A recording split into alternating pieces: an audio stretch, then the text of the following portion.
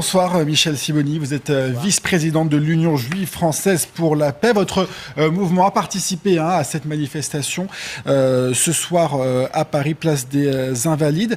Une autre manifestation est prévue samedi prochain. La police souhaite l'interdire pour cause de risques graves de troubles à l'ordre public. Est-ce que vous comprenez cette décision ? Je pense que le trouble grave à l'ordre public, c'est ce qui se passe à Gaza et les prises de position de notre gouvernement.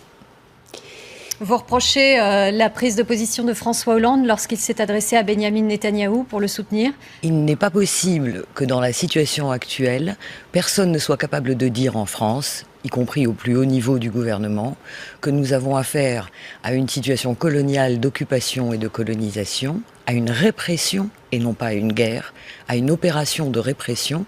Benyamin Netanyahou a dit hier que si on s'attaquait à Israël, puisqu'il y a eu un mort israélien hier, le premier mort versus 200... Oui, mais il y a tous les jours des tirs de roquettes sur l'État hébreu, ça vous ne pouvez pas le nier.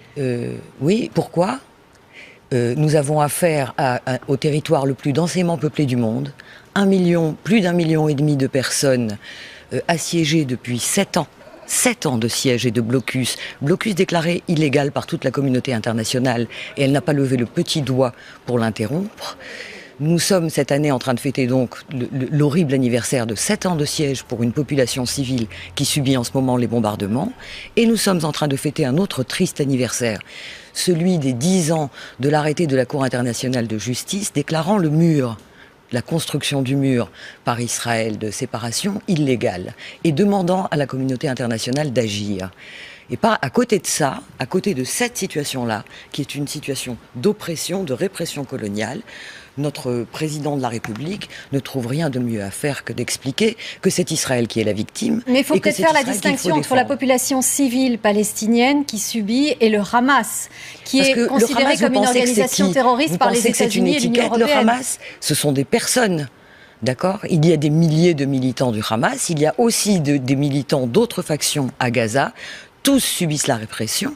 De toute façon, la question est, le gouvernement israélien a décrété l'éradication du Hamas. Mais pourquoi ?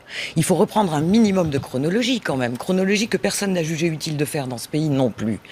Nous avons eu, après l'échec des négociations, la constitution d'un gouvernement d'union nationale avec Mahmoud Abbas pour l'autorité palestinienne, incluant le Hamas, d'accord ? Et prévoyant de ramener Gaza au sein de la Palestine, puisque Gaza est exclue et complètement mise à l'écart. À partir de ce moment-là, qu'a dit le gouvernement de Netanyahou ? Il a dit qu'il ne l'acceptait pas, alors que les États-Unis et l'Union européenne ont accepté le gouvernement d'union nationale. Et il a dit qu'il attaquerait le Hamas. Il y a eu le premier prétexte a été la capture de 3 colons que le Hamas n'a jamais revendiqué, et si ça se trouve, il n'a rien à voir avec cette affaire. Beaucoup de gens le disent aujourd'hui. Et à partir de là, on a la décision d'éradication. La proposition de médiation de l'Égypte avait été acceptée par Israël. Elle a été rejetée par le Hamas. Parce que, excusez-moi de vous le dire, vous continuez à adopter l'attitude qui est au fond l'attitude d'Israël, qui est une attitude... Non, j'ai aucune attitude. Non, mais je veux dire par là, dans l'interprétation des faits, il y a une grande tendance, et c'est presque normal, entre guillemets, à adhérer à la vision israélienne. La vision d'Israël est une vision coloniale. Nous réprimons. Non, et quand on voit les images d'aujourd'hui, on n'adhère pas à la position israélienne. Non, mais d'accord, absolument. Alors, juste, je termine ma phrase. Nous réprimons, et quand nous décidons d'une trêve, nous décidons d'une trêve inconditionnelle. Ce qui correspond pour le Hamas à une réédition pure et simple. Il n'est pas question d'une trêve s'il n'y a pas levé du blocus. Ça, toutes les organisations qui manifestent en France, le collectif national en tête, le demandent. Levée du blocus, mis fin du blocus. D'accord ? Il n'est pas question d'une trêve, alors qu'un accord a été passé qui a permis de libérer des prisonniers dans l'échange avec Shalit, et que tous ces prisonniers ont été rattrapés s'ils ne sont pas libérés. Un dernier mot à propos de la manifestation qui pour l'instant n'est pas encore interdite samedi. Il y a eu quand même des incidents le week-end dernier. Vous étiez à la manifestation de dimanche ? J'étais à la manifestation, j'ai témoigné là-dessus par écrit. On peut trouver ces articles-là dans le Nouvel Obs et sur Internet et sur les réseaux sociaux. Il y a eu, et aujourd'hui, le Daily Daily, j'ai oublié comment s'appelle ce journal américain, a publié, lui, puisque les grands médias français n'ont pas jugé utile de le faire, les vidéos et les éléments de preuve qui démontrent à l'évidence qu'il s'agissait d'un piège.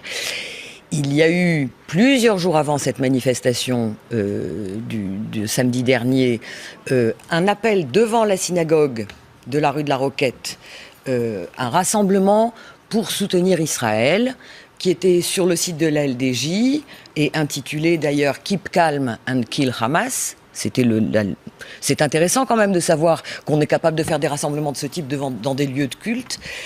Et toute une préparation à l'attaque de la manifestation qui est visible sur Internet. On en a les preuves, on a les copies d'écran, etc. Et nous avons assisté, nous, aux provocations de la LDJ qui ont été absolument calmées par tout le service d'ordre et qui étaient là pour attirer des gens dans la rue de la Roquette de manière à pouvoir déclarer, évidemment, si vous voulez, c'est une vieille pratique. On sait, quand on sait qu'on a perdu la bataille, la bataille de la popularité, il y a une touche sur laquelle il faut appuyer. Et dans ce pays, c'est une touche connue, c'est la touche de l'antisémitisme. Et je voudrais juste... rapidement, s'il vous plaît, très rapidement, allez-y. D'accord. Je voudrais dire qu'il y a des manifestations dans le monde entier, pas qu'en France. Il y a des manifestations devant des salles de presse et devant des rédactions, notamment en Angleterre devant la BBC, pour exiger que la vérité soit dite. Il y a un seul pays au monde qui prétend interdire les manifestations de soutien à Gaza, c'est la France. Merci beaucoup, Michèle Sibony, vice-présidente de l'Union juive française pour la paix.